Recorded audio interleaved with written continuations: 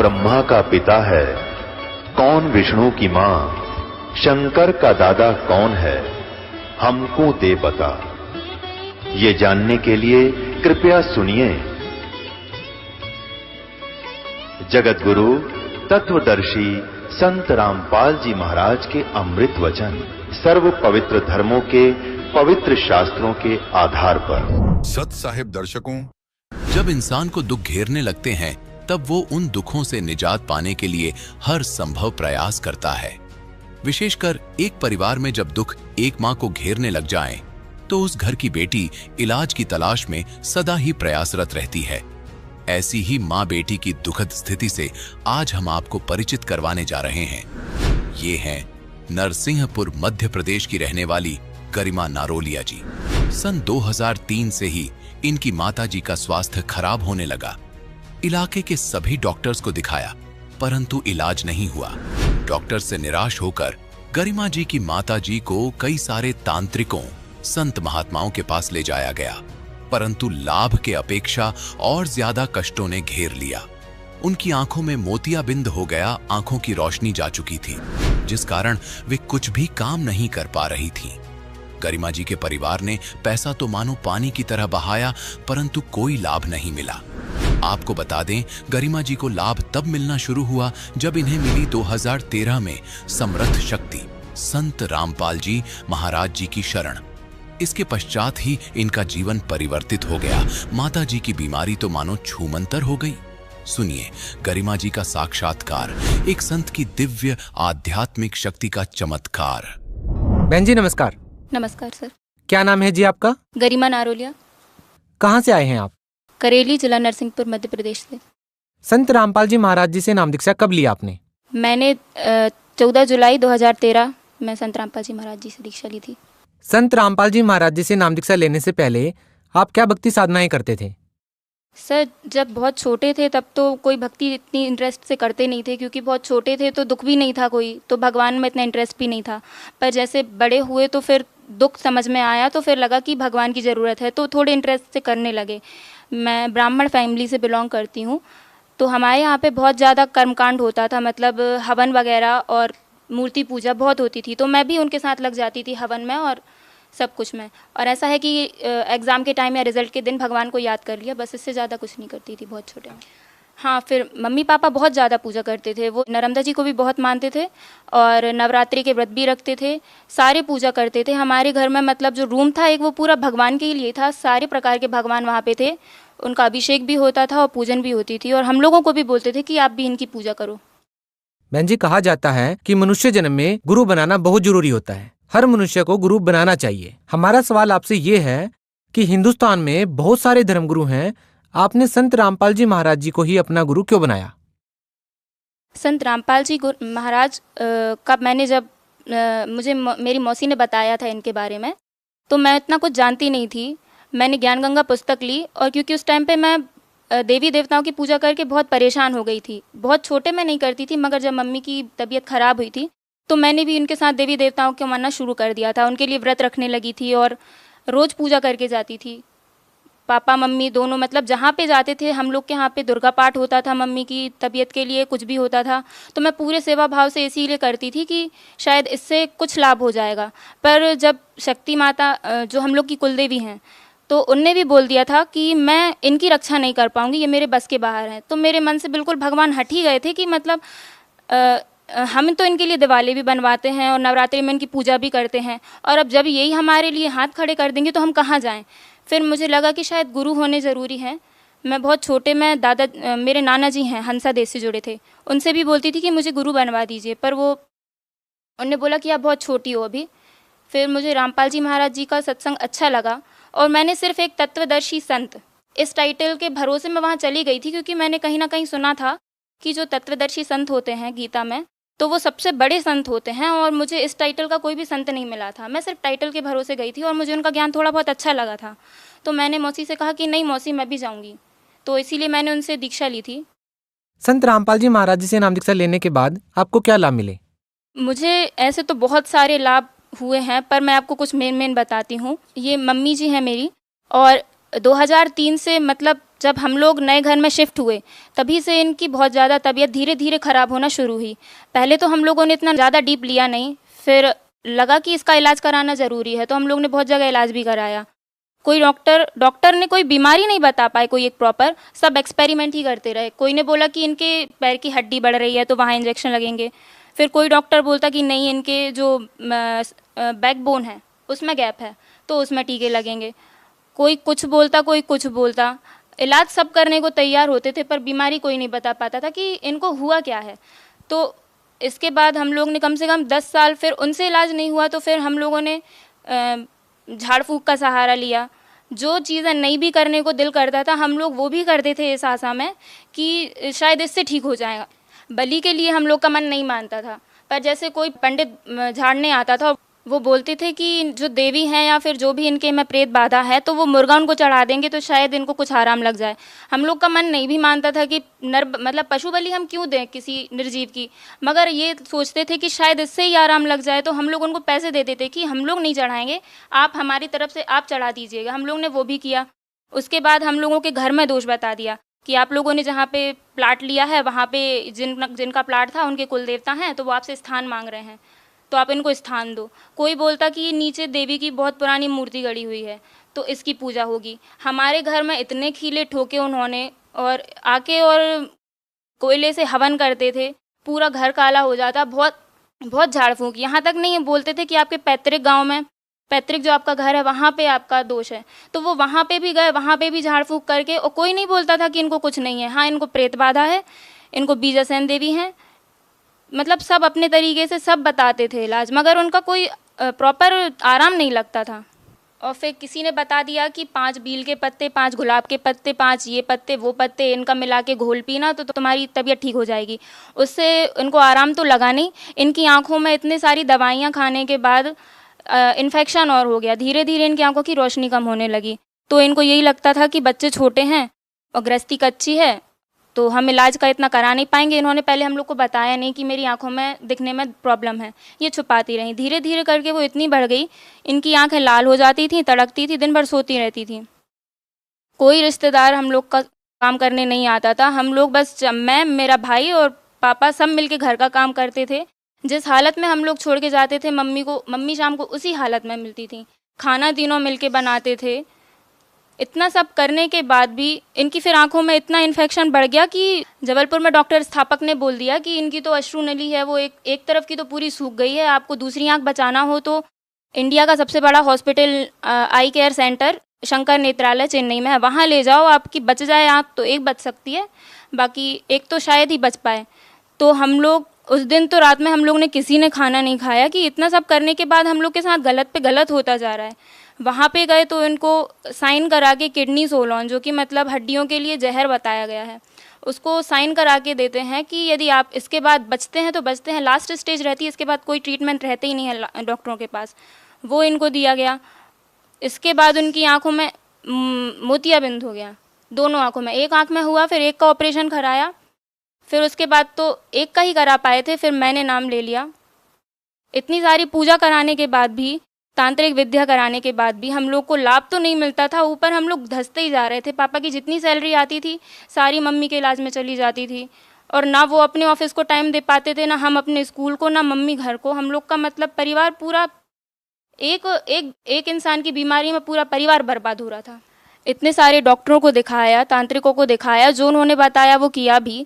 सबको दिखाने के बाद भी कोई इलाज, कोई आराम नहीं मिला मम्मी को। फिर उसके बाद संत रामपाल जी महाराज जी से नाम दीक्षा लेने के बाद फिर हमारे घर की सारी दिक्कतें दूर हो गई। सबसे पहले मम्मी को आराम लगने लगा, और उसके बाद जितनी भी फाइनेंशियल कंडीशन ख़राब हो चुकी थी मम्मी की बीमारी में, वो भी धीरे धीरे ठीक हो गई थी। क्या नाम है जी आपका? अनीता नारोलिया। कहाँ से आए हैं जी आप? MP से। जैसा कि आपकी बेटी ने बताया कि आपको बहुत सारी प्रॉब्लम थी, आपने तांत्रिकों को भी दिखाया, डॉक्टरों को भी दिखाया, बहुत सारे संतों के पास भी आप गए, लेकिन कहीं पर भी आपको आराम नहीं मिला। उसके बाद जब आप संत रामपाल जी महाराज जी के पास जाते हैं तो आप ठीक हो जाते हैं। क्या ये सही है? जी सही है। इतने सारे डॉक्टरों को आप दिखाते हैं, इतने सारे संतों के पास आप जाते हैं, आप ठीक नहीं होते, लेकिन जैसे ही आप संत रामपाल जी महाराज से नाम दीक्षा लेते हैं तो आप ठीक हो जाते हैं। ये कैसे हो सकता है? आपको क्या लगता है? उनके मंत्रों में शक्ति है, मंत्रों का जाप करने से धीरे धीरे आराम लगने लगा। अच्छा, आपसे एक बात और पूछना चाहेंगे कि जो भी संत रामपाल जी महाराज जी से नाम दीक्षा लेता है, निसंदेह उसकी शारीरिक पीड़ाएं, मानसिक समस्याएं और जो भौतिक लाभ वो चाहता है वो प्राप्त हो जाती हैं। हम आपसे जानना चाहेंगे कि संत रामपाल जी महाराज जी से नाम दीक्षा लेने के बाद आपको क्या क्या लाभ मिले। और जैसे ही मैं नाम दीक्षा लेके आई थी, मैंने जुलाई में नाम दीक्षा ली थी और राखी का त्यौहार था। मैं राखी तो बांधने से मैंने मना कर दिया था कि मैं राखी अब किसी को नहीं बांधूंगी, पर मेरी बुआ जी आई थी गांव से, तो उन्होंने बोला कि ठीक है तुम नहीं बांधोगी तो भी चलो मेरे साथ गांव चलो, वहाँ पे दादी से मिल के आ जाना। तो बरसात का टाइम था और पहाड़ी नदियाँ बहुत रहती हैं हमारे गांव में, तो हम लोग जा रहे थे। जाते टाइम एक पुल था गहरा, उससे होके जाते हैं तो वहाँ पे पहाड़ी नदी आ गई थी। तो बस वालों, जैसे बस की बॉडी ऊपर होती है, तो बस वालों ने तो अपनी गाड़ी निकाल ली। गाड़ी मेरा भाई ड्राइव कर रहा था, वो भी मुझसे 3 साल ही बड़ा है, कोई ज़्यादा बड़ा भी नहीं है। तो उसने भी उसकी देखा से कि गाड़ी तो निकाल ली। और जैसे ही हम लोग गांव गए, वहाँ पे थोड़ा आधे घंटे का टाइम लग गया हम लोग को। लौटे तो फिर वो नदी इतनी बढ़ गई थी कि हम लोग के सामने से गाय और बछड़े बहते जा रहे थे। कोई भी वहाँ पे मतलब पैदल और किसी भी तरीके से, बस वालों ने भी जाने से मना कर दिया था कि नहीं अब इसके आगे बस नहीं जाएगी, अब नदी बहुत बढ़ चुकी है, यदि हम जाएंगे तो हम बह जाएंगे। फिर भी उसके बाद क्या पता कि किस तरीके से लीला होनी थी परमात्मा की, हम लोगों के भाग्य में कुछ इस तरीके की दुर्घटना लिखी थी। मेरे भाई का दिमाग फिरा, उसने कहा ठीक है मैं गाड़ी निकाल के देखता हूँ। तो मैंने नाम लिया था। उस गाड़ी में मैं भी थी, मेरी चाची थी और हमारा पूरा परिवार था, बुआ जी भी थी, सब लोगों थे। मैं मंत्र जाप कर रही थी और बोल रही थी, हे बंदी छोड़, हे सदगुरु रामपाल जी महाराज, आज मेरी रक्षा कर लीजिए, मेरे साथ मेरा पूरा परिवार चला जाएगा। और ये भाई मान नहीं रहा है वापस जाने को। उसने गाड़ी निकाली, फिर भी इतनी तेज़ बोलेरो गाड़ी थी, उसकी बॉडी भी ज़्यादा ऊपर नहीं होती है, तो इतनी तेज़ वहाँ से निकली गाड़ी। और जैसे ही एक लहर आई, हम लोग वहाँ पे बह गए। गुरुजी ने, संत रामपाल जी महाराज जी ने इतनी रक्षा की हम लोगों की कि वो जो गाड़ी का टायर था वो वहाँ से एक छड़ निकली थी, उसमें फंस गया। और फंस जाने के बाद भी हम लोग उसके आगे निकल गए। आगे चल के थोड़ी दूर पे वो पंचर हो गया। यदि वो पंचर नहीं होता या फिर उसमें फंसता नहीं तो भी हम बह जाते, और यदि वो पहले पंचर हो जाता तो हमारी गाड़ी ही नहीं निकलती। उस दिन तो हम लोगों की सबकी मौत थी। बंदी छोड़ ने हम सब लोगों को जीवन दान दिया। बहन जी, आज संत रामपाल जी महाराज जी इन बातों को लेकर के काफी सुर्खियों में रहते हैं कि जो भी उनसे नाम दीक्षा लेता है वो नशा छोड़ देता है। लाखों लोगों का नशा संत रामपाल जी महाराज जी ने छुड़वाया है। क्या आपका भी ऐसा कोई अनुभव है कि आपके परिवार में कोई नशा करता हो जिसने संत रामपाल जी महाराज जी से नाम दीक्षा लेकर नशा छोड़ दिया हो? हाँ जी, हम लोगों के यहाँ पे बिल्कुल, मेरे पापा भी नशा करते थे, मेरे दादाजी भी नशा करते थे। पापा जी सिगरेट भी पीते थे और तम्बाकू भी खाते थे और पत्ते भी खेलते थे। उसके कारण मम्मी पापा की कई बार झगड़ा भी हो जाता था, पर फिर भी वो छोड़ते नहीं थे। उनने कई बार भागवत में संकल्प भी कर लिया था कि मैं आज से तम्बाकू नहीं खाऊंगा, पर फिर भी उनकी संकल्प करने के बाद भी वो 1-2 दिन छोड़ जाते थे और फिर उसके बाद फिर से खाने लगते थे। उनको प्रॉब्लम हो जाती थी गैस की, तो उसके कारण हम लोग के घर में लड़ाई भी होती थी। मेरे दादाजी की उम्र 80 साल हो गई थी। उन्होंने 4 साल की उम्र से तंबाकू खाना शुरू किया था, पर उन्होंने भी नर्मदा परिक्रमा में कई बार तंबाकू छोड़ी। वो खुद से कोशिश करते थे, उन्हें समझ में आता था कि ये गलत चीज़ है, पर आदत पड़ जाने के कारण वो लोग छोड़ ही नहीं पा रहे थे। उसके बाद जब से उन्होंने संत रामपाल जी महाराज जी से नाम दान लिया, तब से उनकी भी उसी दिन से तंबाकू छूट गई। वो कुछ नहीं खाते। मेरे पापा जी भी अब कुछ नहीं खाते। क्या आपके पापा जी ने भी बिल्कुल नशा छोड़ दिया है? हाँ, पूरी तरीके से उन्होंने नशा छोड़ दिया है और वो भक्ति करते हैं। क्या वो बिल्कुल नशा नहीं करते? बिल्कुल नहीं। इतने सारे लाभ मिले हैं आपको संत रामपाल जी महाराज जी से नाम दीक्षा लेने के बाद, आप भगत समाज को क्या संदेश देना चाहेंगी? भगत समाज से मैं निवेदन करना चाहूँगी हाथ जोड़कर कि जो अपना पैसा इतना सारा और अपना टाइम, मानव जीवन का अमूल्य समय, ये नकली संतों के पास बिना किसी ठोस ज्ञान के व्यर्थ करते हैं और ये झाड़ा फूकी या फिर कुछ में भी अपनी बीमारी का इलाज ढूंढते हैं, तो आप लोगों से तो निवेदन है, आप लोग भी समझते होंगे कि पैसा हर बीमारी का इलाज नहीं है। हम लोगों ने तो पैसा पानी की तरह बहा के देख लिया था, झाड़ फूक में भी सब कहीं, पर आराम वहीं मिला जहाँ समर्थ की शरण में। संत रामपाल जी महाराज ऐसे संत हैं जो गीता से और वेदों से तत्व ज्ञान आपको सार पूरा छांट के बताते हैं। इसके पहले तो हम लोग गीता जानते भी नहीं थे। गीता में बस हम लोग को इतना ही पता था कि तूने क्या किया है, क्या लेके जाएगा, ये सब हम लोग को पता था। इसके आगे भी कोई ज्ञान है गीता में, ये तो हम लोगों ने ना कभी जानने की कोशिश की, ना किसी संत ने हमें बताया। वो बता देते थे उल्टी सीधी साधना, उनको करके कोई फायदा नहीं हुआ। जी, बहुत बहुत धन्यवाद। सत साहिब। दर्शकों, अभी आपने सुने संत रामपाल जी महाराज से दीक्षा प्राप्त करके सुखी हुए भक्त के अनुभव। अब देखिए जगत गुरु तत्वदर्शी संत रामपाल जी महाराज के मंगल प्रवचन। परम पिता परमात्मा पूर्ण ब्रह्म सर्व सृष्टि रचनहार कबीर परमेश्वर जी, ये हमारे सभी के जनक हैं। ये वो परमात्मा हैं जो इस जीव के तुमेव माता च पिता तुमेव बंधु च सखा तुमेव विद्या च द्रविण तुमेव सर्व मम देव देव। वास्तव में ये हमारे माता व पिता के गुण रखते हैं, हमारे माता व पिता हैं। यही हमारे वास्तव में बंधु हैं, सखा हैं, भाई हैं, रिलेटिव हैं।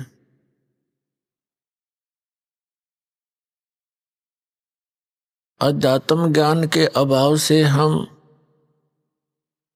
अपने उस सर्वगुण संपन्न परम साथी को, परम पिता को, परम मित्र को भूलकर हम उन नासवान प्राणियों को अपना संरक्षक, साथी, मित्र आदि मानकर उन्हीं के इर्द गिर्द हम घूमते रहते हैं।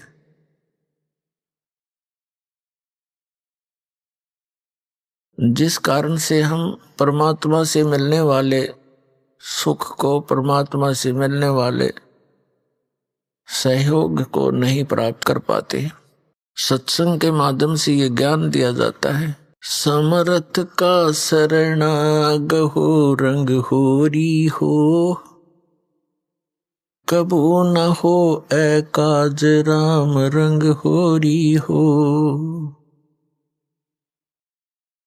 समर्थ का शरणागहो, उस समर्थ की शरण प्राप्त करो, उसका आश्रय लो, जिस कारण से आपका कभी भी कोई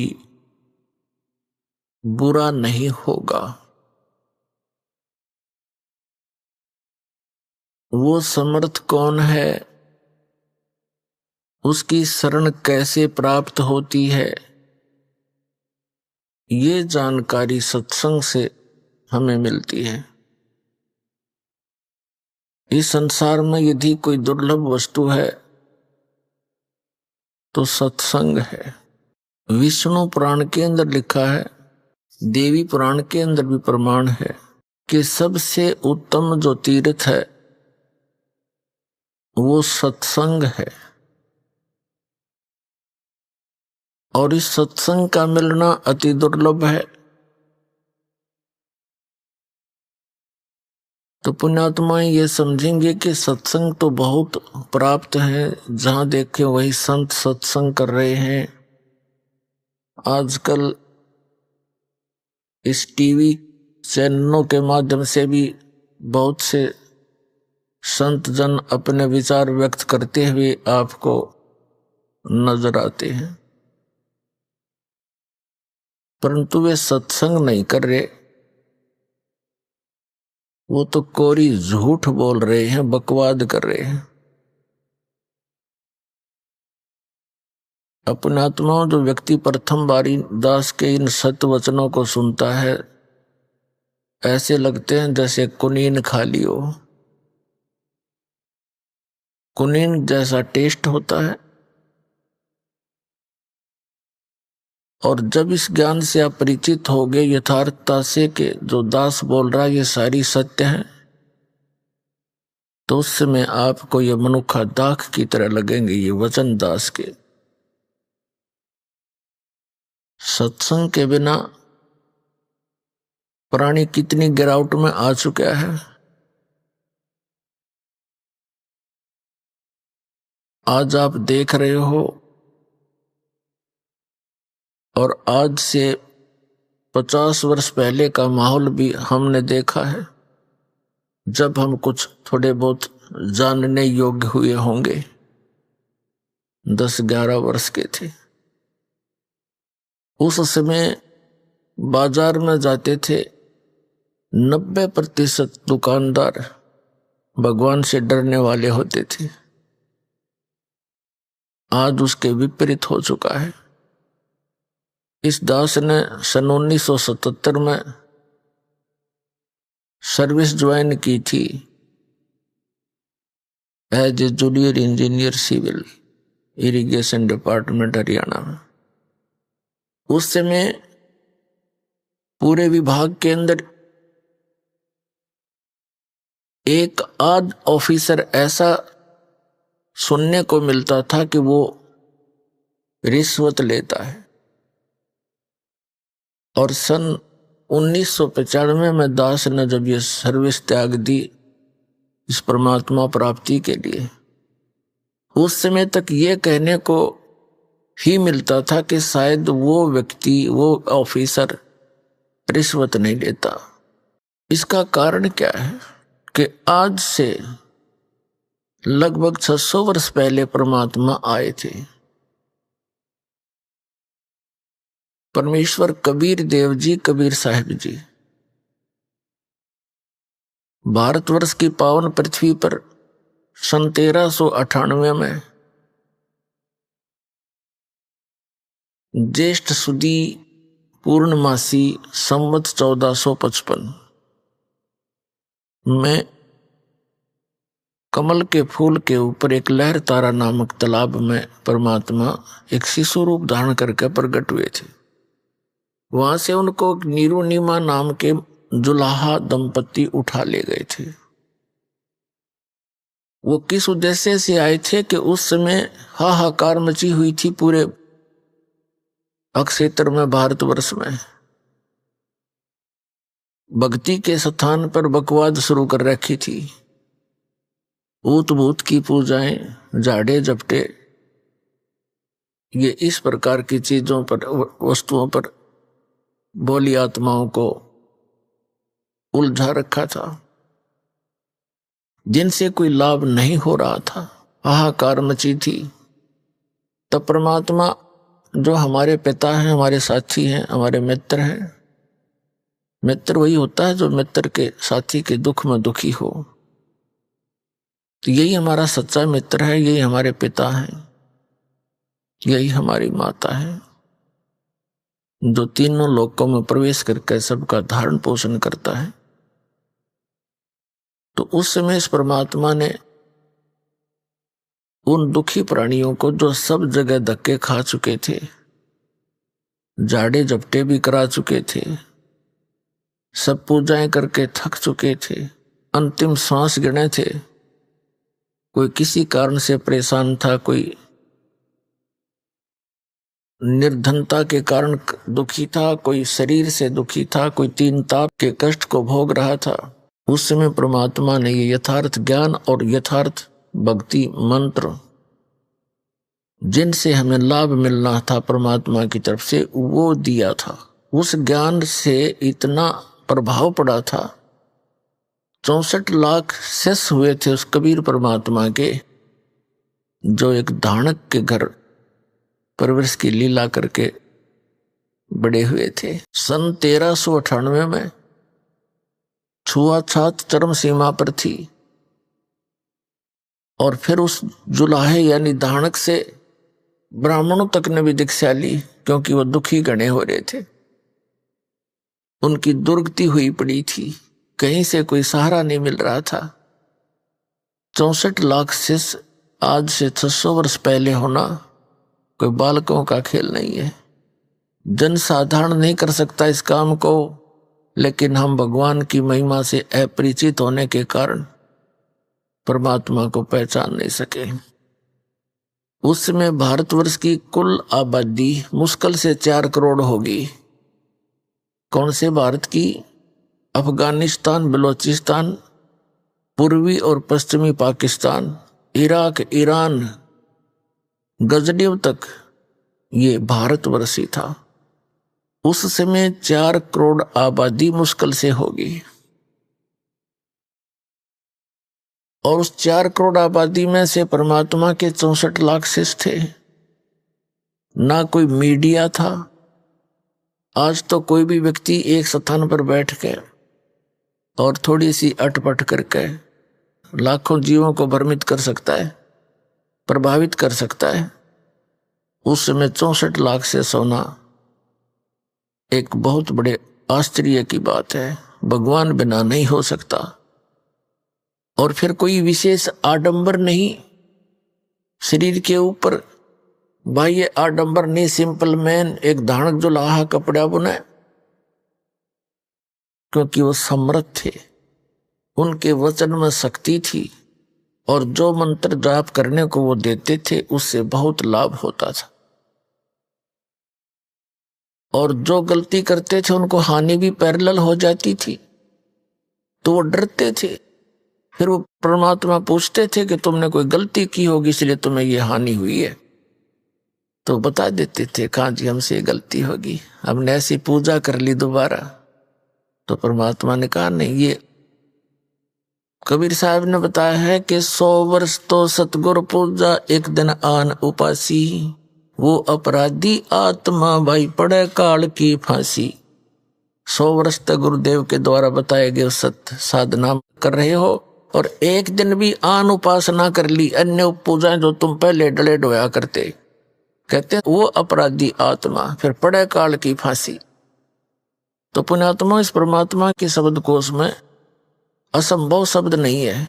ये वो कबीर भगवान है, वो पूर्ण ब्रह्म है, परम अक्षर ब्रह्म है, सर्वशक्तिमान है। इसकी डिक्शनरी में इम्पॉसिबल वर्ड नहीं है, लेकिन हम इससे लाभ नहीं उठा पा रहे हैं।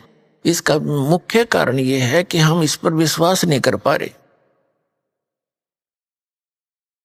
और फिर विश्वास ना होने से हम मर्यादा ठीक नहीं रखते। यहां से दीक्षा दी जाती है, जब सैकड़ों बार समझाया जाता है, पुस्तक भी पहले बना कर दे रखी है कि नियमों को पालन करो तो दीक्षा ले लेना, अन्यथा हमने यहाँ कोई भीड़ इकट्ठी करने का शौक नहीं है। लेकिन सभी मर्यादाओं का पालन करते हुए इस मंत्र का जाप करो, चाहे विश्व आ जाओ पूरा, कोई दिक्कत नहीं। तो जब तक हम मर्यादा नहीं निभाएंगे तो परमात्मा साथ नहीं देगा आपकी। 100 वर्ष सतगुरु की पूजा, सतगुरु पूजा यानी गुरुदेव के सतगुरु के अनुसार बताई गई भक्ति मार्ग को करते रहो। और एक दिन आन उपासी, एक दिन भी आन उपासना कर ली, वो अपराधी आत्मा फिर पड़े काल की फांसी। कुछ एक ऐसे उदाहरण, वैसे तो बहुत सारे उदाहरण हैं, लेकिन एक आधा उदाहरण हमें याद है, बाकी तो लाखों की संख्या में ऐसे प्रमाण हैं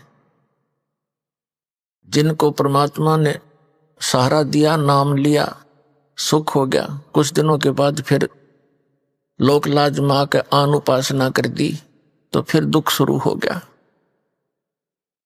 उसका समाधान क्या है कि पुनरुपदेश ले, अपना नाम सुचारू करावे। कनेक्शन कटने के बाद पावर काम नहीं करती तो परमात्मा का नाम खंडित हो जाता है, आपका कनेक्शन कट जाता है किसी गलती से, नाम खंडित हो जाता है आपका। नाम खंडित होने के बाद फिर वो परमात्मा की पावर तो आप में रही नहीं, वो काम करेगी नहीं, तो आपका जो पावर से होने वाला, शक्ति से होने वाला कार्य नहीं हो पाएगा।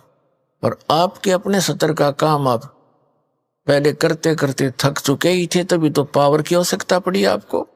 एक जींद के अंदर एक लाला जी है, अब भी है वो हमारा सेवक, अब भी आते हो बच्चे, और उसकी पत्नी, उनके एक लड़की, 2 जुड़वा लड़के, लड़की बड़ी थी, लड़के छोटे थे, उस समय वो 7-8 वर्ष के हो थे। अब उसके घर में के कैर टूट रहा, उसकी पत्नी को श्वास का रोग, लड़की को दौरे पड़े, और दोनों लड़के वो अस्वस्थ रहे। ऐसी स्थिति थी, एक घर पे तो एक हॉस्पिटल में रहता था, और वो जैसे भी अपनी परंपरागत साधनाएं आप करते हैं वो भी किया करते थे, और सब साधनाएं करके थक चुके थे। एक हमारा सेवक था, उसने उससे उसका कोई संपर्क हुआ, कोई दुकान पर सामान लेने के लिए गया, बात चली तो उसने बताया कि हमारे घर पे बहुत कष्ट है। हमारे सेवक ने बताया कि आप हमारे गुरुदेव से उपदेश ले लो, आपको राहत मिलेगी। तो उस लाला जी सेठ ने कहा कि भाई मैं तो थक चुका हूं, मुझे तो आशा रही नहीं। तो भगत ने उसको बहुत से प्रमाण बताए कि उसको ऐसे लाभ हुआ, उसको ऐसे लाभ हुआ, ऐसा ठीक हुए। उसका दिल सा डटा। उन्होंने दीक्षा ले ली। दीक्षा ले ली पूरे परिवार ने, बच्चा ने भी ले ली, उसकी पत्नी ने भी, उसने भी ठीक हो गया। मालिक की दया होगी। 3 महीने तक उनको कोई किसी प्रकार का कोई संकट नहीं रहा। 3 महीने के बाद फिर ये गुग्गा की पूजा का दिन आ गया।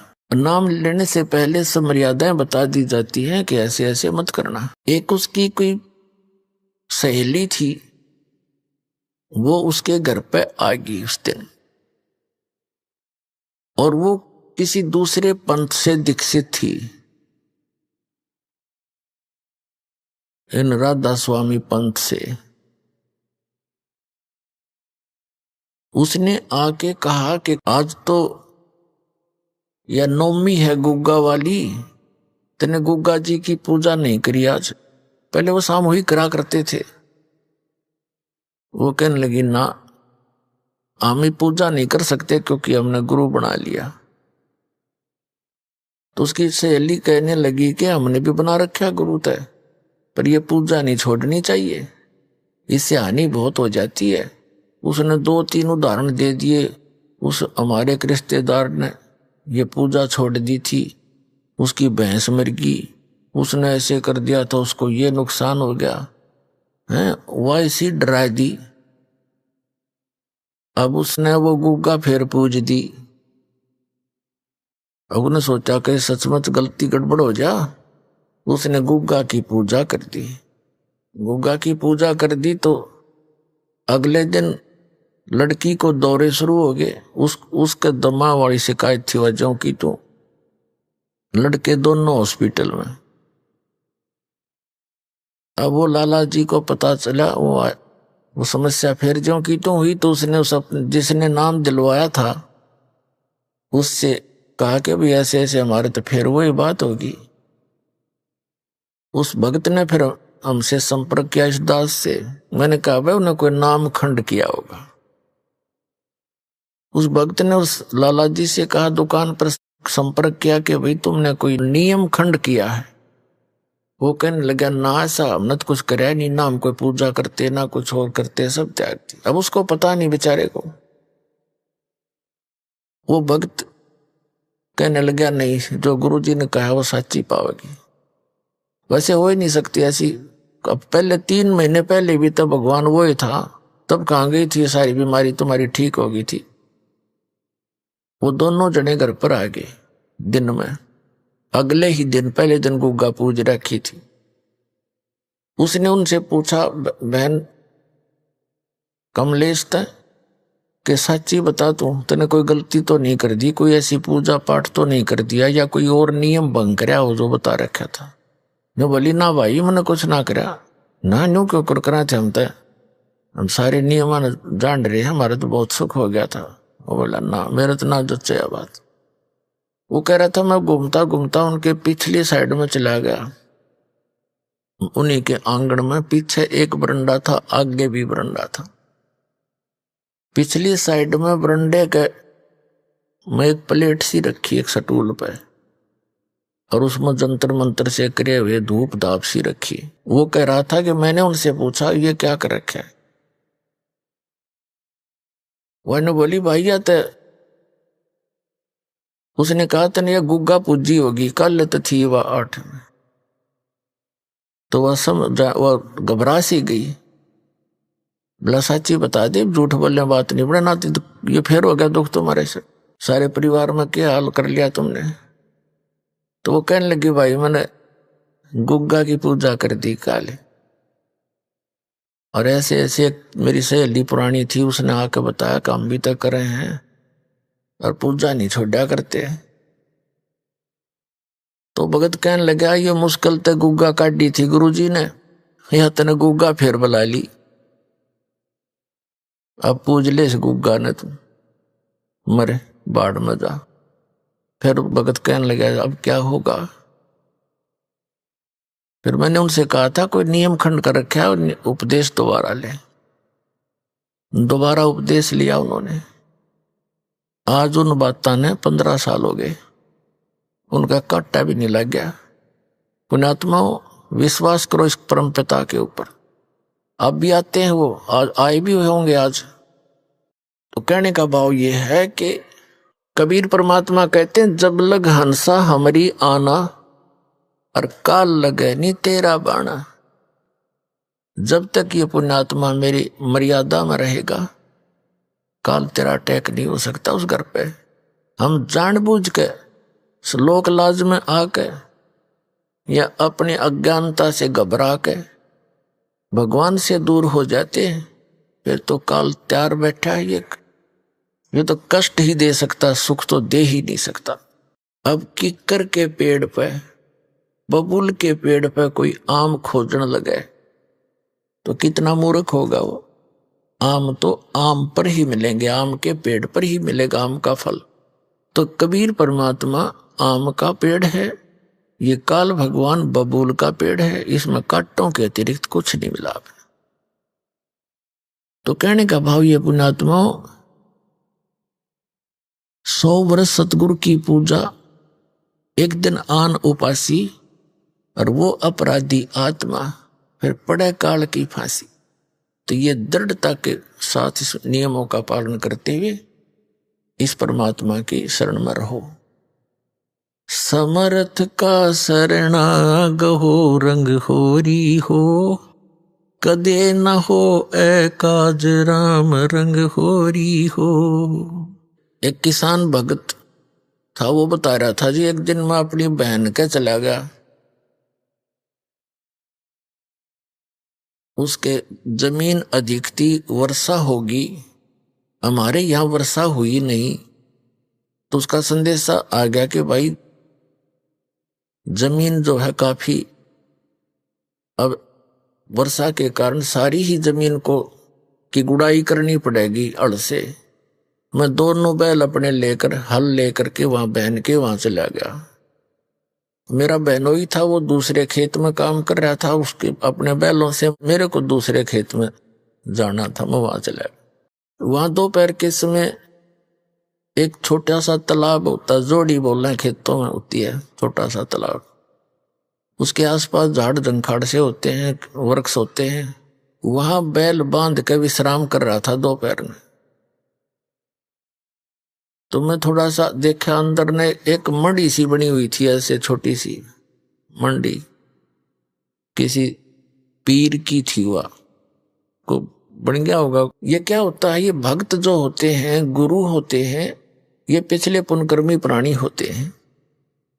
पिछली बैटरी चार्ज होती है इनकी, और आगे सत भक्ति ना मिलने से आगे चार्जर होता नहीं, तो ये मर जाते। मृत्यु के बाद भी इनमें कुछ भक्ति की शक्ति शेष रह जाती है, और वो प्रेत बनकर भटकते रहते हैं।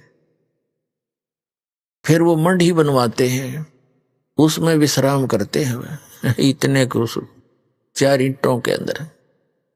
तो उस पीर की कोई किसी ने जैसे बोल देते हैं, एक गुड़ 5 किलो गुड़ चढ़ा रखा था, जिसने बेली कहते हैं यहाँ पर, बेली। वो 5 सेर गुड़ का वो दान करते हैं। तो मैंने देखा गुड़ बड़ा सुंदर बढ़िया, मैंने वो उठा के कुछ तो आप खाया और कुछ बैलों को खिला दिया। खेतों में चारा चराते इसमें फोड़ फोड़ के उनका गिर दिया। तो शाम ने मैं घर आ गया। रात को मैं सोया तो मुझे एक 5-1 फुट का 4-4.5 फुट का व्यक्ति दिखा, दाढ़ी सी बड़ी हुई, साधु संत जैसा, और लाल आंख कर रखी उसने, भयंकर सा चेहरा बना रहा। अनु बोला मेरा गुड़ तूने उठा लिया? तो सपना ही होता है। मैं कहने लगा बाबा जी तेरा गुड़ ना था, मैं तो मंडी पर तले आया था ठाके। बोला वो मंडी मेरी ही है, मैं पीर हूं फलाना हूं। और नो बोला तू तगड़े की शरण में है, ना तन्ना मारूं और तेरे बैलान मारता। वो बोला भाई सपना टूट गया, डर सा तो गया। बोला मैं एक बार अग्यू के बोला आगी भाई, एक दिमाग खुली तो कुछ भी को ना। तो सुबह मैंने अपनी बहन और बहनोई से बताया, तो वो दोनों शक पके ही रह गए कि तू जीवे कैसे है। वहां तक कितनी जबरदस्त बला रहती है, उसका किसी ने भी कोई वस्तु ऐसे कर दी गड़बड़, वो जीवित नहीं छोड़ा करता, तो बच कैसे गया। तब मेरा भी जच्ची तो सचमुच ये बात बिगड़ा हो, जब मालिक की शरण ना होती तब उसने बताया हमारा कुछ ना बिगाड़ सकते ये पेलूरे, हम परमात्मा की शरण में हैं। तो वो मेरे मुंह का नहीं देखे, सारी कथा सुनकर वो डर गए, फिर और गणे। तो परमात्मा कहते समर्थ का शरणा गहो रंग होरी हो, और कदे ना हो अकाज राम रंग होरी हो। कबीर परमेश्वर के पास ये सभी देवी देवता ये पीर वगैरह जाकर ये भूत खड़े हो गए और कहने लगे भगवान जो आपको पूजते हैं वो हमारी पूजा नहीं करते, अब हमने ठोर बताओ हम कहाँ जाएं।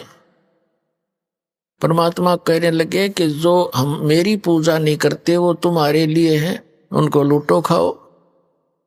देवी देव ठाडे भये हमको ठोर बताओ, जो हमको पूजे नहीं उनको लूटो खाओ। कबीर साहब कहते हैं जो मेरी पूजा नहीं करते वो तुम्हारे लिए हैं, और वो क्या किसके लिए है, लेकिन जो मेरी शरण में आ गए हैं उनके निकट मत आ जाना। धर्म राय दरबार में देगी कबीर तलाक, मेरे भूले चुके हंस को तू पकड़िए मत कजाक। होय होय होय पुण्यात्मा, होय होय कितनी भूल लगी थी हमारे को। हम लाल को छोड़कर कौड़ियों को इकट्ठा करके धनी बनना चाहते थे। इतने समर्थ परमात्मा कबीर साहब वो जुलाहा दानक जो काशी में आए थे, जिनको एक कवि कहकर हमने उनके इतिहास को बंद कर रखा था। पुण्यात्मा ऋग्वेद मंडल नंबर 9 सूक्त नंबर 86 के मंत्र 26 और 27 में, ऋग्वेद मंडल नंबर 9 सूक्त 82 के मंत्र 1, 2, 3 में, ऋग्वेद मंडल नंबर 9 सूक्त 94 के मंत्र 1 में, ऋग्वेद मंडल नंबर 9 सूक्त 95 के मंत्र 2 में, ऋग्वेद मंडल नंबर 9 सूक्त 96 के मंत्र 16 से लेकर 20 तक, और ऋग्वेद मंडल नंबर 9 सूक्त 20 के मंत्र 1 में, ऋग्वेद मंडल नंबर 9 और सूक्त 1 मंत्र 8, 9 में, और भी अनेकों स्थानों पर कबीर परमात्मा की और परमात्मा की यथार्थता भरी पड़ी है। उसमें लिखा कि वो परमात्मा ऊपर रहता तीसरे मुक्ति धाम में, और वहां से गति करके चल के आता है, बिजली जैसी गति से, बहुत तीव्रता से, सेकंड के अंदर, और अच्छी आत्माओं को मिलता है और उनको यथार्थ ज्ञान से परिचित कराता है। उनमें से जिन अच्छी आत्माओं को कलयुग में परमात्मा मिले, जो दास के नोटिस में है, कौन कौन है? आदरणीय धर्मदास साहिब जी, जिनको परमात्मा स्वयं आकर के एक जिंदा महात्मा के रूप में, वो परम पुरुष खुद आए और सतलोक लेकर गए। 3 दिन और 3 रात तक धर्मदास जी भी अचेत पड़े रहे।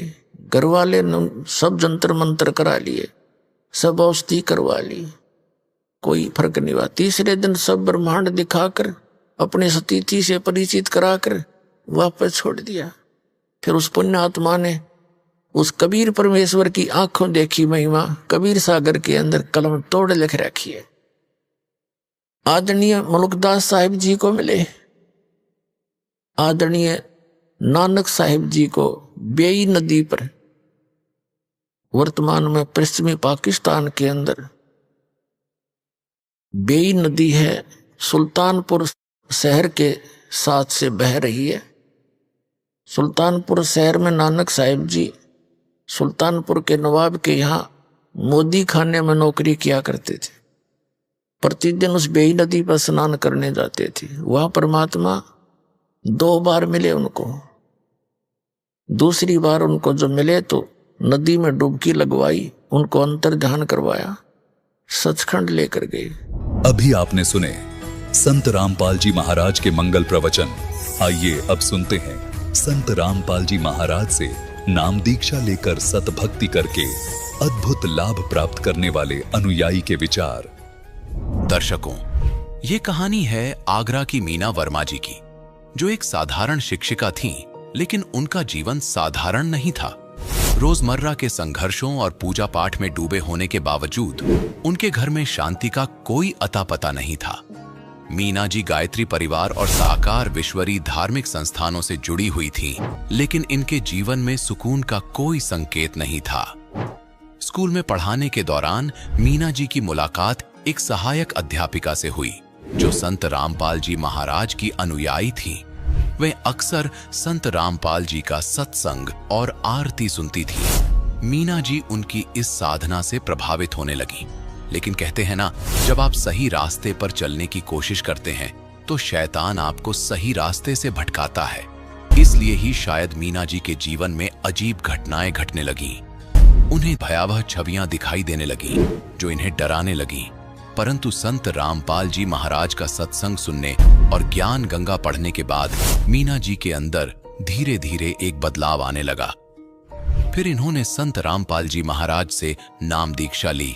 इसके बाद इनके पति ने न केवल शराब और तंबाकू छोड़ दिए, बल्कि संत रामपाल जी महाराज के शिष्य भी बन गए। मीना जी के घर में शांति लौट आई।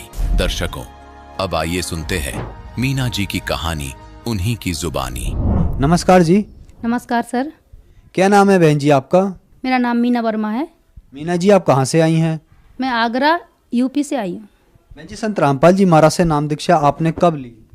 सन 2012 में 1 सितंबर को नाम दीक्षा ली। संत रामपाल जी महाराज से नाम दीक्षा लेने से पहले क्या आप कोई भक्ति साधनाएं भी करती थी? हाँ जी, बहुत साधनाएं करते थे हम। गायत्री परिवार से हम जुड़े रहे 2 साल। इसके बाद साकर विश्वरी, जो अब वर्तमान में नारायण हरि नाम से जाने जाते हैं, वहाँ भी हम रहे 1.5 साल। और इससे जो जगत में चली आ रही हैं पूजाएं, वो भी किया करते थे। व्रत रहना, पूजाएं करना, मणि मसानी पूजना, ये सब करते थे।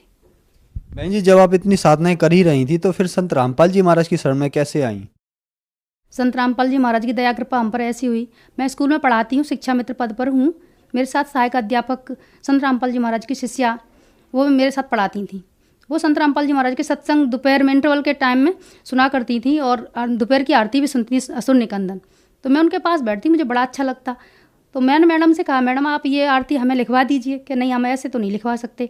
तो मैं जिस दिन मैं नहीं सुनती हूँ, आप नहीं आते, तो मुझे घर पे बहुत सारी प्रेत आत्माएं दिखती हैं। और ये गणेश जी, पार्वती, शंकर जी, दुर्गे माँ, ये सभी मेरे पीछे पीछे भागते हैं, फरसा लेकर के, तलवार लेकर के। और मैं भागती हूँ, बहुत तेज़ दौड़ती हूँ, कभी पहाड़ों पर, कभी पानी में भागती हुई जाती हूँ। तो फिर मुझे ज्ञान गंगा दी। ज्ञान गंगा के देने के बाद वो पढ़ी, मैंने बहुत अच्छा ज्ञान लगा इसमें। पहले तो मुझे बहुत बुरा लगा कि इसमें देवी देवताओं के बारे में ऐसा लिखा है, पर वो पढ़ते गए तो अच्छा लगा। पर उन्होंने मुझे कैसेट ला के दी, लैपटॉप पे सुनती थी मैं। तो मेरे ज्ञान समझ में आ गया। अंदर अंदर से परमात्मा से प्रार्थना करते रहे, हे परमात्मा, ये ज्ञान तो बहुत अच्छा है। और मेरे पति जो व्यसन करते थे, बहुत ज़्यादा बियर पीना, तम्बाकू खाना, बहुत ज़्यादा लड़ाई झगड़े करना, मैं पूछती क्यों लेट आए, तो मुझे पिटाई लगा देते थे। इतनी ज़्यादा पिटाई लगाते थे, मेरा चेहरा पूरा सूज जाता था। तो मैं बहुत रोती थी। मैं इतना पूजा पाठ करती हूँ, फिर भी मेरे पति की ना तो कोई अमाल छूट रही और ना ही लड़ाई झगड़ा बंद हो रहा। मात्र पूछने मात्र से ये मारपीट करते हैं। तो परमात्मा से प्रार्थना करती रहती, परमात्मा आपका ज्ञान समझ में आ गया है, हे संत रामपाल जी महाराज, मुझ पर इतनी दया करो कि मेरे पति भी इस ज्ञान को समझ लें और वो भी भक्ति करने लगें, सात्विक जीवन जीने लगें। तो ऐसे करते करते एक दिन मैं सत्संग से आई, लौट के साकर विश्वरी में जाया करती थी संडे के दिन। तो जब घर पे आई तो रास्ते में साकर विश्वरी से प्रार्थना कर रही थी, उनका फ़ोन आ गया। उन्होंने सुबह ही पी ली ऐसा लग रहा है, तो वो पिटाई ना करें। उन्होंने आते ही मुझ में एक थप्पड़ दे दिया। फिर मैंने कहा, हे संत रामपाल जी महाराज, मेरी रक्षा तो की नहीं साकर विश्वरी ने, मुझे बस प्रमाण दे दीजिए, आप पूर्ण परमात्मा हो। मैंने मात्र पुकारा ही था और इनका हाथ ऐसे रुक गया और मुझ में थप्पड़ नहीं दिया। मुझे विश्वास उसी समय हो गया कि संत रामपाल जी महाराज पूर्ण परमात्मा हैं और ये पूरी शक्ति हैं। फिर ये गाली गलौज कर रहे थे, हे परमात्मा दया करो, इनका मुंह बंद हो जाए, ये ऐसे गंदे शब्द ना बोलें। परमात्मा ने उनका मुंह भी बंद कर दिया और ये घर से कहीं चले गए। भरोसा हो गया था पूरा, परमात्मा ये अब कुछ गलत शब्द नहीं बोलेंगे और ना ही अब कुछ गलत करेंगे, कह के गए थे मैं अब आऊँगा नहीं लौट के। पर मुझे भरोसा था संत रामपाल जी महाराज पर कि ये लौट कर आएंगे। तो मैं ऐसे रो रही थी, हे परमात्मा संत रामपाल जी महाराज अब कैसे आऊँ आपके यहाँ, आपकी कैसेट सुनती हूँ तो ये लैपटॉप बंद कर देते हैं, कहते हैं यहाँ पर नहीं बजाओगी, और आपका नाम लेती हूँ तो कहते हैं कि वहाँ नहीं जाओगी, अब मैं आपके यहाँ कैसे आऊँ। तो ऐसे ही मैं रो रही थी तो परमात्मा सामने मेरे घर में ही मैं लेटी थी, वो एक विंडो है खुली हुई है, वहाँ पे गुरुजी मुझे दिखाई दिए, धोती कुर्ता पहने हुए और गले में सापा डाले। तो मैंने गुरुजी आप मेरे घर पर, परमात्मा को देख के मैं बैठ गई और ऐसे हाथ जोड़ लिए कि हाँ बेटा मैं तेरे पास आया हूँ। तो मैं रोने लगी बड़ी तेज तेज, हे परमात्मा अब मैं आपके यहाँ कैसे आऊँ। मेरे पति तो मना करते हैं कि बेटा ये राम शरण बहुत अच्छा है, तो मैं मेरे यहाँ पे लेकर आएगा, ये भक्ति कर तुझे करवाएगा, खुद भी करेगा। तो मुझे विश्वास हो गया। फिर परमात्मा ने उतर के आए सीढ़ियों से और मुझे अपने सीने से लगा लिया, मैं पूरा परमात्मा में समा गई थी। इतना तेजोमय संत रामपाल जी महाराज चमक रहे थे कि यहाँ पे मैं कोई प्रकाश नहीं बता सकती। ट्यूबलाइट जलती है इस तरह की बहुत सारा प्रकाश था। अब विश्वास हो गया कि परमात्मा आए हैं और उन्होंने कह दिया भक्ति करेंगे। सतलोक आश्रम में चली गई और मेरे पति मेरे साथ गए, बोलते गए कि मैं तो सुधरूंगा नहीं, तुम ले तो जा रही हो, पर मुझे विश्वास था परमात्मा जरूर सुधार देंगे। तो वहाँ चले गए, नाम दीक्षा हमने ले ली, मेरे बच्चों ने ले ली। बहन जी, क्या संत रामपाल जी महाराज से नाम दीक्षा लेने के बाद आपको कुछ लाभ भी प्राप्त हुए? बहुत भाई साहब, बहुत लाभ प्राप्त हुए मैं सर। संत रामपाल जी महाराज से नाम दीक्षा लेने के बाद मेरे पति को ये ज्ञान समझ में आ गया। वहाँ की व्यवस्था देखी, वहाँ का जो मेंटेन था, भक्तमती एक तरफ, भगत जी एक तरफ, खाने पीने की व्यवस्था बहुत अच्छी, और गुरुजी ने जो सत्संग सुनाया था उस सत्संग से प्रभावित हुए और मेरे पति देव ने भी नाम दीक्षा के लिए मन बना लिया। गुरुजी ने कहा था कि जो व्यसन करते हैं, तम्बाकू खाते हैं, शराब पीते हैं, उनके साथ आपको खाना नहीं खाना है। तो हम और बच्चे एक साथ खाना खाते थे, मेरे पति अलग खाना खाते थे। उनको यह बहुत बुरा लगता था कि अब मैं भी यहाँ से दीक्षा ले लूँगा तो आप लोग मेरे साथ खाना खाओगे? हाँ बिल्कुल खाएंगे, आप गुरुजी से दीक्षा ले लेंगे। तो मैं जब से आई नाम ले करके अपने घर, तो मेरे पति ने 8 दिन में ही बिल्कुल बियर छोड़ दी थी, तम्बाकू खाना भी छोड़ दिया था, और गुरुजी की चर्चा करते थे। तो बहुत अच्छा लगा, बहुत घर में शांति हो गई, ऐसे सुख की गंगा सी बहने लगी मेरे घर में। और मेरी मम्मी बहुत ज़्यादा बीमार रहती थी, उन्हें 25 साल हो गए थे सांस की बीमारी को। डॉक्टर्स कहते थे आपको आजीवन दवा खानी पड़ेगी, आप ठीक नहीं होगे। जब परमात्मा के ज्ञान से प्रभावित हो गए, गुरुजी कहते सभी लोग नाम लें, सुखी हों, अपना जीवन धन्य बनाएं। तो ऐसा प्रयास रहता था, हे परमात्मा मेरे परिवार वाले, मेरे मायके वाले, ससुराल वाले सभी ये ज्ञान को समझ लें और वो भी आपकी शरण में आ जाएं। तो माँ से बोलती रहती थी, मम्मी चलो आप वहाँ। मेरी बेटी भी कहती थी, तो मेरी माँ को लगा कि ये बार बार बोलती है, मेरी बेटी लाओ, ले लेते हैं नाम दीक्षा। तो मन बना लिया था उन्होंने कि मैं जाऊँगी, अब की बार तुम जाओगी सतलोक आश्रम में तो मुझे ले चलना। तो इतना उनको बोलने मात्र से उनको दवा नहीं खानी पड़ी। पूरे रात भर हम चले ट्रेन में, वहाँ भी कोई दिक्कत नहीं हुई, आश्रम में पहुँच गई, मेरी मम्मी को दवा नहीं खानी पड़ी। मेरी मम्मी ने नाम दीक्षा ले ली। नाम दीक्षा लेने के बाद गुरुजी ने घर पर दर्शन दिए और कहा कि बेटा इस दवाइयों को फेंक दो, इनकी तुम्हें अब ज़रूरत नहीं पड़ेगी। माँ ने मुझे फ़ोन करके बताया घर पे आने के बाद कि जब से दीक्षा लेकर आए हैं तब से मुझे गुरुजी ने दर्शन दिया और ऐसा बोला है, हाँ मम्मी दवा फेंक दो आप, गुरुजी ने कहा है। तो मेरी माँ ने दवा फेंक दी और मेरी माँ संत रामपाल जी महाराज की दया कृपा से मेरी माँ की 25 साल पुरानी सांस की बीमारी ठीक हो गई और वो घर का सारा काम कर लेती हैं जो बिल्कुल नहीं कर पाती थी। मेरी बड़ी दीदी के पित्त की थैली पूरी पथरी से भरी हुई थी, तो मैं उनसे बोलती रहती, दीदी आप संत रामपाल जी महाराज से आप दीक्षा ले लें और उनके ज्ञान को समझें, आपकी सारी बीमारियां ठीक हो जाएंगी, सबकी बीमारी ठीक कर रहे हैं। तो बार बार बोलने से दीदी के मन में तो आ गया, जब डॉक्टर ने कहा आपका ऑपरेशन होगा, बिना ऑपरेशन के ये पथरी ठीक नहीं होती है और पूरी थैली आपकी भरी हुई है। दीदी बहुत घबरा गई कि मैं ऑपरेशन नहीं कराऊंगी। तो उनको नाम भी याद नहीं रहा था, संत रामपाल जी महाराज, हे मीना के गुरुजी मैं आपसे दीक्षा ले लूँगी पर मेरा ऑपरेशन ना हो। तो ऐसा बोलने के बाद हॉस्पिटल में गई और उन्होंने चेकअप कराया, तो डॉक्टर ने कहा कि मेरे जीवन का ये पहला केस है कि बिना ऑपरेशन के पित्त की थैली खाली हो चुकी है, ये तो चमत्कार है, ऐसा कैसे हुआ। तो दीदी को अंदर से विश्वास बढ़ गया कि मीना के गुरुजी ने मेरे पर दया कर दी है और मैं इसीलिए ठीक हो गई हूँ। और रो रही थी कि मैं शंकर जी की इतनी पूजा करती थी, कुछ दया नहीं करी। शंकर जी ने उन्होंने दर्शन दिए और कहा कि मेरे बस की बात नहीं है कि मैं तुम्हारी बीमारी काट देता, तो फिर आप पूजा क्यों करवा रहे थे। तो बस इतना बोले और शंकर जी उन्हें दिखाई देना बंद हो गए। फिर मेरी दीदी ऐसे गुरुजी से अंदर अंदर से बात करती रही, हे मीना के गुरुजी अब मुझे दर्शन दे दो, दया करो। तो उनको दर्शन दिए, मेरी दीदी ने प्रणाम किया उनको हाथ जोड़कर, तो प्रकाश आ रहा था पर गुरुजी का सिंहासन पीछे हट रहा था। संत रामपाल जी महाराज और कबीर साहब उन्हें दिख रहे थे, वो सिंहासन पीछे जा रहा था। पर उन्हें विश्वास हो गया और उन्होंने मेरे से फ़ोन पर बात करने के लिए जिया जी से बोल दिया, हॉस्पिटल में भर्ती हो चुकी थी कि मैं इलाज कराऊंगी, दर्द बंद नहीं हो रहा है पेट का। तो डॉक्टर ने कहा पित्त की थैली तो आपकी खाली हो चुकी है पर आपकी जो सारी पथरी आहार नाल में जा चुकी है, इसलिए आपके दर्द हो रहा है। तो ये तो मैं तार डाल दूंगा, डॉक्टर ने कहा कि तार डालने से ये ठीक हो जाएंगी, सारी निकल जाएगी। तो मेरी दीदी गुरुजी से अंदर अंदर बात कर रही थी, हे परमात्मा जल्दी मुझे डिस्चार्ज करवा दो और मैं चली जाऊंगी आश्रम मीना के साथ, वो जाएगी अब बोल रही थी। तो जीजा जी से बोलकर उन्होंने मेरे से फ़ोन करवाया और मुझे बुलाया। सारी रात सत्संग सुनती रही, पूरी रात बिल्कुल नहीं सोई। जब मैं गई थी पीली पड़ गई थी, पूरा चेहरा पीला, शरीर पीला और ना खड़े होकर चल पा रही थी।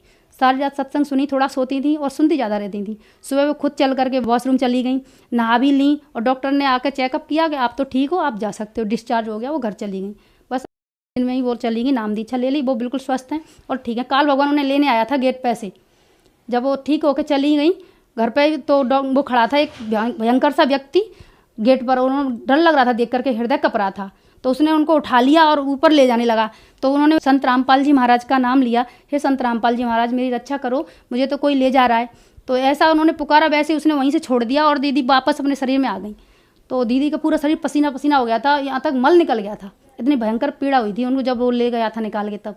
पर दीदी को खूब विश्वास हो गया और वो चली गई, संत रामपाल जी महाराज से नाम दीक्षा ले ली। आज दृढ़ता से भक्ति कर रही हैं, पूरा परिवार भक्ति कर रहा है। जीजा जी का एक्सीडेंट हो गया, परमात्मा ने बचा लिया। बेटा का भी एक्सीडेंट हो गया, उसको भी बचा लिया। और बेटा बाद एक पार्क में लेटा था, पीछे सांप उनके पैर पे बैठा रहा। उस बेटा ने समझा कि मेरा दोस्त अपना हाथ रखे है, तो जब उसने फुसफुस की आवाज़ करी है तब उसने देखा पीछे क्या है, तो देखा तो सांप, डर के मारे पैर हटाया तो सांप भाग गया पर काटा नहीं। ऐसे आए दिन परमात्मा चमत्कार करते रहते हैं, दया करते रहते हैं। मेरा एक्सीडेंट हो गया था बहुत भयंकर, मैं टर्न ले रही थी, अब तो एक व्यक्ति ने नया सीखा हुआ था, उसने तेज़ गाड़ी मेरे में ठोक दी, मेरी गाड़ी टूट गई आगे से। बिल्कुल देखकर कोई नहीं कहेगा कि मैं कैसे बची, पर मैं हवा में तैरती हुई और थोड़ी दूर जा कर के नीचे गिरी। मेरी बस कमर में थोड़ा चोट लगी थी और ये कोहनी छिल गई थी, इतना ही 2-4 रुपए की दवा लेके मैं ठीक हो गई, बस पट्टी करा ली थी। परमात्मा ने बहुत रजा करी। मेरी बेटी के 3 एक्सीडेंट हो गए नामदान लेने के बाद। बुलेरो वाले ने, बेटी उतरी स्कूल की वैन में से, दूसरा बुलेरो वाला आ रहा था, उसने बेटी की कमर में धक्का ऐसे एक्सीडेंट दिया कि मेरी बेटी बहुत तेज़ दूर गिरी। मैं छत पे थी तो मुझे ऐसा लगा जैसे दीवार गिरी हो कहीं, पर देखा तो मैंने कहा एक्सीडेंट किस में हो गया। देखा तो मेरी बेटी, मैंने बेटा इतनी जोर से लगी तुम्हारे, कि नहीं माँ मेरे तो कहीं नहीं लगी, आवाज़ तो बहुत तेज़ हुई थी। पर संत रामपाल जी महाराज ने इतनी दया करी कि मेरी बेटी के एक्सीडेंट होने के बाद भी उससे कहीं नहीं लगी। और उसके बाद अभी 6-7 महीने हुए हैं कि मेरी ननद गाड़ी चला रही थी प्लेटिना, तो वो भी ले जाती हैं मेरी बेटी को अपने साथ, तो दूसरा व्यक्ति ने भी ठोक दिया उनको रॉन्ग साइड में, तो मेरी बेटी और वो दोनों गिर गई। तो मेरी ननद की ये टूट गई थी हड्डी यहाँ की, और मेरी बेटी बस बीच रोड पे गिरी और तुरंत खड़ी हो गई। उसने अपनी बुआ को खड़ा किया और जिन लोगों ने 2 लड़कों ने ठोका था उनको खड़ा किया। 2 बुरी तरह घायल हो चुके थे। पूरे गांव वालों ने, अड़ोसी पड़ोसियों ने देखा और कहा संत रामपाल जी महाराज की शिष्य है, इसलिए खुशी के कहीं नहीं लगी। और उसकी बुआ के तो बहुत लग गई और तुरंत हॉस्पिटल ले गए। मेरी बेटी के कहीं कोई ढका अभी तक नहीं हुआ था, मालिक ने दया कर दी, वो ठीक हो गई बिल्कुल। मेरे बेटे ने गाड़ी चलाने लगा छोटी उम्र में ही, 12 साल का था, तो उसके दोस्त ने गाड़ी मांग ली। वो इतनी तेज़ गाड़ी चला रहा था, कवर नहीं कर पाया, तो मैक्स वाले ने ठोक दी। तो 200 मीटर तक मेरा बेटा और वो लड़का साथ वाला खचरता हुआ चला गया, गाड़ी भी घिस गई और उस लड़के का पूरा चेहरा ये छिल गया। पर मेरे बेटे के मात्र अंगूठे में लगी थी, पैर के अंगूठे में, जो खुद ही गाड़ी चला के लाया घर पे और मुझे उसने बताया। उसका दोस्त 1-1.5 महीने बाद ठीक हुआ था। संत रामपाल जी महाराज ने हम पर इतनी दया कृपा की है। संत रामपाल जी महाराज की दया कृपा से हम 7 बहनों में से 6 बहनों ने नाम दीक्षा ले ली है और हम 6 बहनें सुखी जीवन जी रहे हैं। मेरे माँ बाप को बेटियों के ससुराल की ओर से कोई दिक्कत नहीं है, हम लोगों के जीवन से वो भी सुखी हैं बहुत। बहन जी, संत रामपाल जी महाराज से नाम दीक्षा लेने के बाद आपको अद्भुत लाभ मिले, तो जो श्रद्धालु आज आपको देख रहे हैं आप उन्हें क्या कहना चाहेंगी? सर जी, मैं तो उनसे सबसे यही कहना चाहूँगी, आप पढ़े लिखे हो, आप भगवान को पाने के लिए इतने परेशान होते हो, जगह जगह जाते हो, आप संत रामपाल जी महाराज के सत्संग को सुने, उनके वचनों को सुने, यूट्यूब पर सुने, टीवी चैनलों पे कई चैनलों पे आते हैं, उनको सुने, उनसे नाम दीक्षा लें और अपना कल्याण करवाएं और सतलोक जाने का रास्ता क्लियर कर रहे हैं संत रामपाल जी महाराज। हाँ जी, संत रामपाल जी महाराज से नाम दीक्षा कैसे ले सकते हैं? संत रामपाल जी महाराज से नाम दीक्षा लेने के लिए बहुत ही आसान तरीका परमात्मा ने दे दिया है। संत रामपाल जी महाराज ने, संत रामपाल जी महाराज के सत्संग कई चैनलों पे आते हैं, उनके नीचे पट्टी चलती है, उस पट्टी पर बहुत सारे नंबर चलते रहते हैं। कोई भी नंबर आप नोट करें और उन पर डायल कीजिए, फ़ोन कीजिए, वो आपको नज़दीकी नामदान केंद्र का पता बता देंगे। वहाँ पर जाकर आप संत रामपाल जी महाराज से नाम दीक्षा प्राप्त कर सकते हैं। धन्यवाद जी। सत साहिब।